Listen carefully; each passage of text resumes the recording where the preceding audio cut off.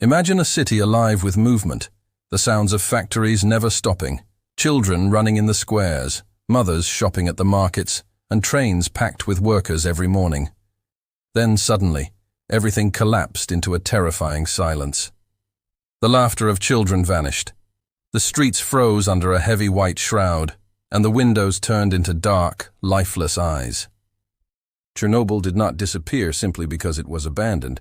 It became a chilling, open-air museum, a real city frozen in a single moment in time. Chairs still in place inside classrooms, books open on desks, spoons lying on tables where dinners were never finished. Everything remains as it was, yet without life. We will take you to the heart of the question that puzzled the world. Why did Chernobyl become a frozen ghost city? What made it stop breathing forever, transforming from a symbol of progress into a symbol of fear and silence? The night over Chernobyl was as still as any ordinary cold spring night.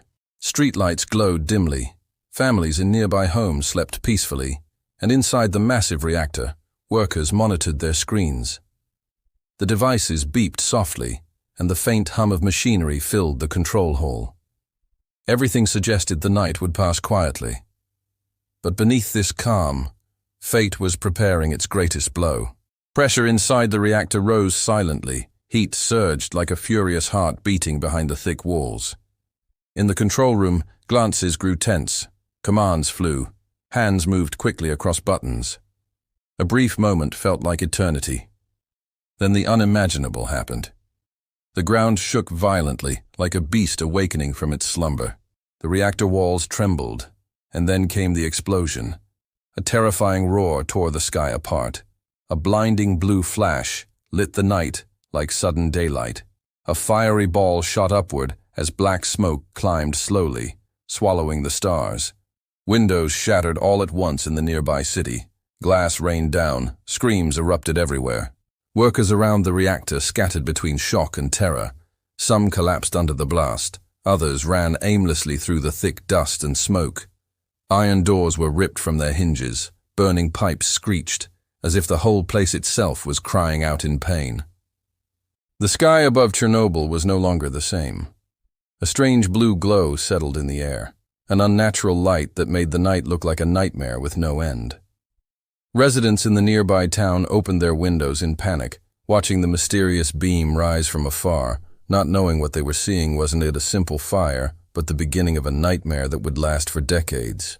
Firefighters rushed to the site, their faces drenched in sweat and smoke, their boots running over burning debris. They didn't know they were facing something far greater than any ordinary fire, flames that water could not extinguish, bound to no natural law. With every step they moved closer to a danger invisible to the human eye. That moment changed everything. A city once full of life froze in an instant, as if time itself had stopped. Houses remained the same, toys in schools unmoved, dishes still set on tables. But the souls were already departing. The explosion lasted only seconds, but it opened the door to a long silence that would turn Chernobyl into a frozen ghost city.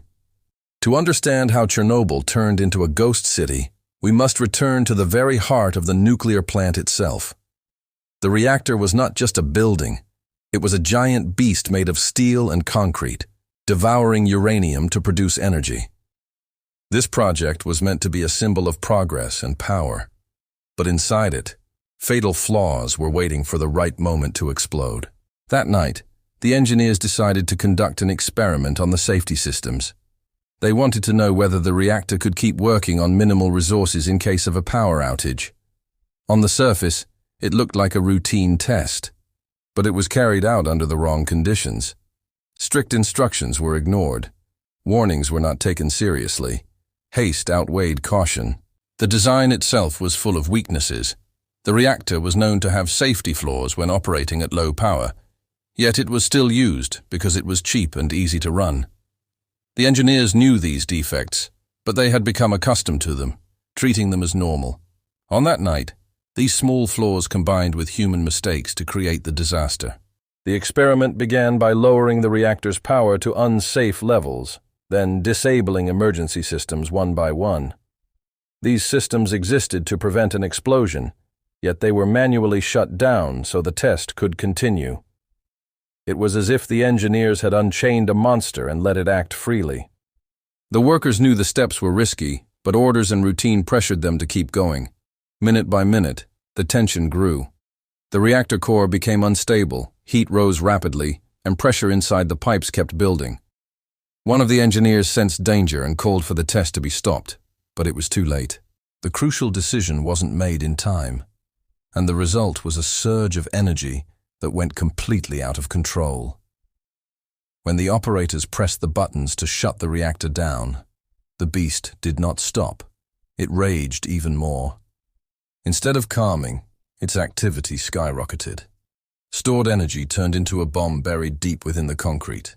The final spark triggered a chain reaction too powerful for any human to stop. And then came the explosion that roared in the heart of the night.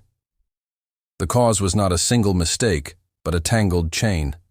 A flawed design, neglected standards, pressure on the workers, and arrogance. The belief that technology could conquer every risk. All these factors met on that night and opened the door to one of the worst disasters in history. Thus, the giant exploded, not because nature revolted, but because man thought he could control a power that can never be tamed.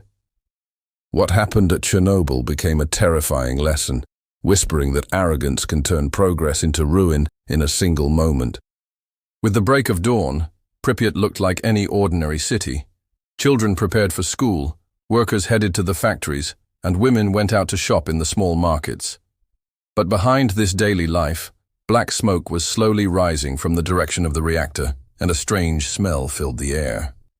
During the night, residents had seen a glow in the sky. Some described it as a bluish flash that lingered. Yet no one felt an immediate danger. Curiosity drove many of them closer to the site of the explosion. They stood on bridges, watching the flames and smoke dancing on the horizon. Children climbed hills to get a better view of the majestic scene, as if it were a massive fireworks display, never realizing that every breath they took carried a deadly poison. The firefighters who reached the reactor became silent heroes. Their faces pale, their hands blistered from the heat, their clothes sparking with embers each time they approached the flames. But the city didn't know that these men were fighting a fire unlike any other, one that couldn't be put out with water and followed no familiar rules. Residents, seeing the fire trucks, reassured themselves that everything was under control. But the truth was far from that. Life in the streets went on as usual. Couples sat on park benches chatting, old men went out to buy bread, children played with balls in the courtyards. Some picked up the falling ash with their hands, marveling at its strange texture, not realizing this ash carried deadly energy invisible to the eye. Every passing minute pushed deeper radiation into people's bodies, yet no alarm was sounded. The loudspeakers, normally used to announce warnings to the public, stayed silent. Authorities delayed acknowledging the scale of the disaster. So, Pripyat continued its normal life, while death was silently seeping into their lungs and blood. By nightfall, symptoms began to appear. Severe headaches struck many. Their faces turned unusually red, and some children vomited in the streets. Still, no one understood the cause. They did not connect their suffering to the glowing column that had lit the sky all day. Those hours became a cruel moment of deception, a whole city going through its daily steps, while catastrophe surrounded it from every side. Illusion tricked everyone, and they believed tomorrow would come as usual. But tomorrow carried the most terrifying truth. The morning after the explosion, rumors began to spread among Pripyat's residents. Some spoke of severe headaches, others noticed their children's faces turning strange shades of red, and the air itself felt heavy, burning their throats. Yet life continued until lines of green buses from nearby cities rolled into the streets. By noon, an announcement came through the loudspeakers. The city would be evacuated, only for a few days, they said, and people would soon return. The message sounded reassuring. Families packed lightly, thin blankets, a few clothes, small toys for children. No one carried large suitcases, for everyone believed the return was certain. The buses stopped in front of apartment blocks and squares. Families boarded one by one. Children climbed first, waving their hands, thinking it was just a school trip. Mothers carried the small bags, while men helped the elderly climb slowly. It all looked orderly, but behind the scene lay the beginning of a departure without return. The soldiers supervising the evacuation wore light masks and gloves, their eyes tense, but they remained silent. They didn't tell the residents that the city was saturated with radiation and that returning was impossible. All they said was, "Just a few days and you will be back."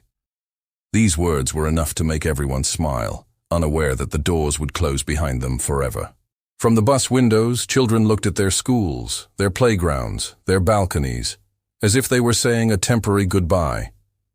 Mothers tried to calm them with promises. "We'll be back soon. Your toys will wait.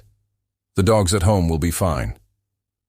The promises sounded sincere, but the streets, echoing with their voices, already knew the truth. As the long convoys moved away, silence fell over the city. Apartment doors were left open, meals on tables unfinished, clothes forgotten in washing machines, family photos still hanging on the walls. Pripyat froze in a single instant, as if it had stopped breathing, transforming within hours into a silent museum of the life that had left it. The journey that people thought would be short became an eternal farewell. No one returned to their homes. No window was ever opened again.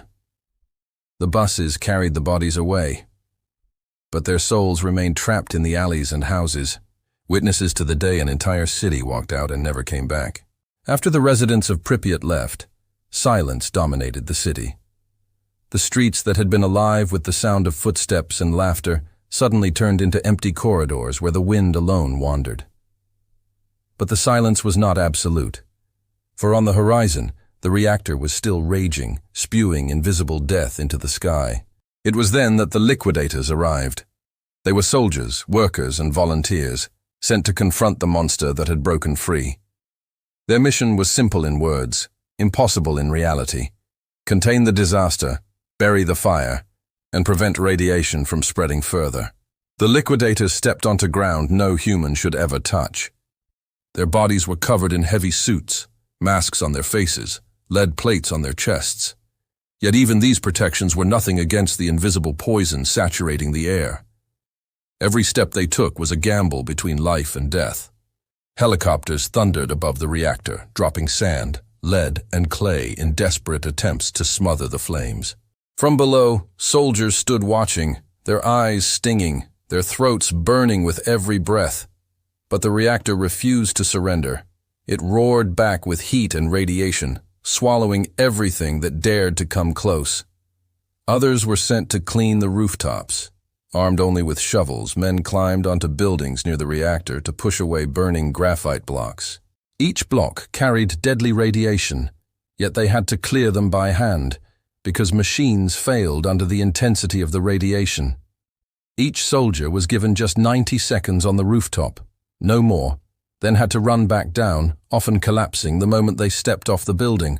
They were called biorobots, flesh and blood forced to do what machines could not. Many of them would never live to see the end of that year. On the ground, buses full of soldiers lined the city.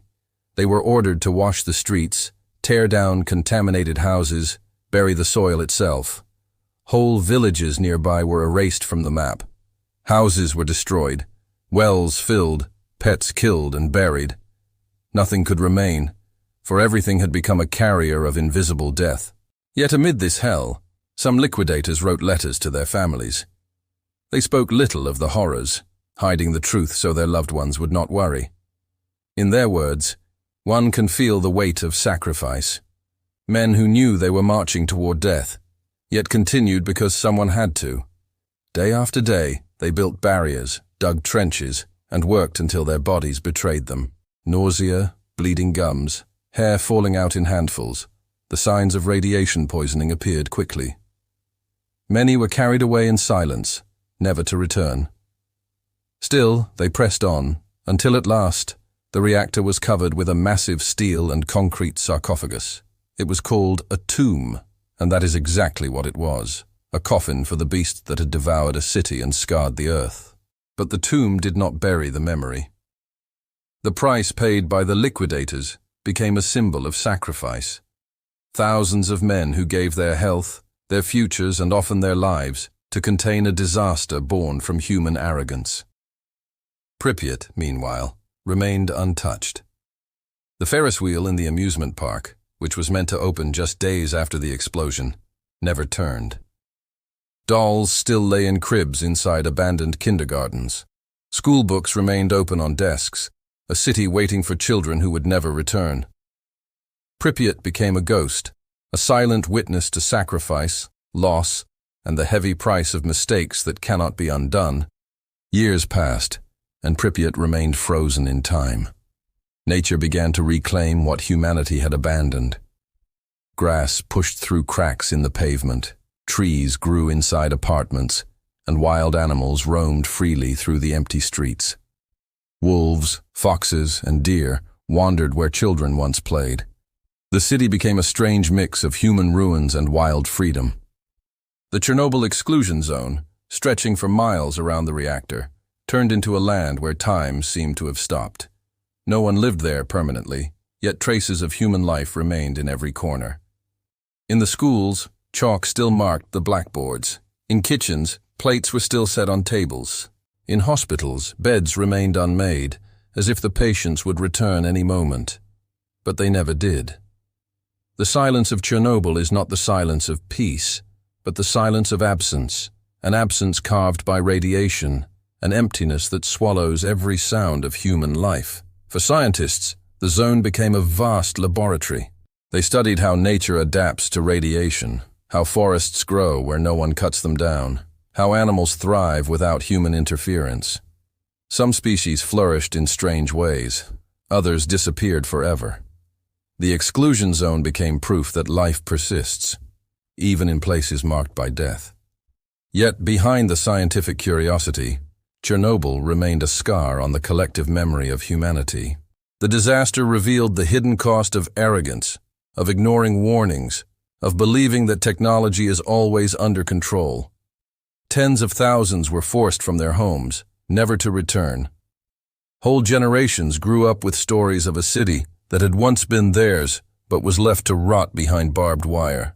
Survivors carried the memory of that day in their bodies, in their illnesses, in the loss of everything they once knew. And still, Pripyat stands. The Ferris wheel that never spun, the empty classrooms, the photographs left behind on walls, all of them whisper to visitors who now walk through its ruins. Tourists, scientists, and filmmakers step cautiously on the cracked sidewalks, feeling the weight of a city that froze in a single night. Chernobyl became more than a disaster. It became a symbol, a reminder that human progress, when guided by arrogance and neglect, can turn against us with unimaginable fury. Today, the sarcophagus has been replaced with a massive new steel structure, arching over the reactor like a silent guardian. It is meant to last 100 years, keeping the poison locked away. But beneath it, the beast still sleeps. A reminder that the past cannot be buried so easily. The story of Chernobyl is not only about loss. It is about memory, sacrifice, and the fragile balance between human ambition and the forces of nature. It tells us that every step forward must be taken with humility, because the price of forgetting can be eternal. Pripyat stands as a frozen city, a ghost of what once was, and a warning for all time.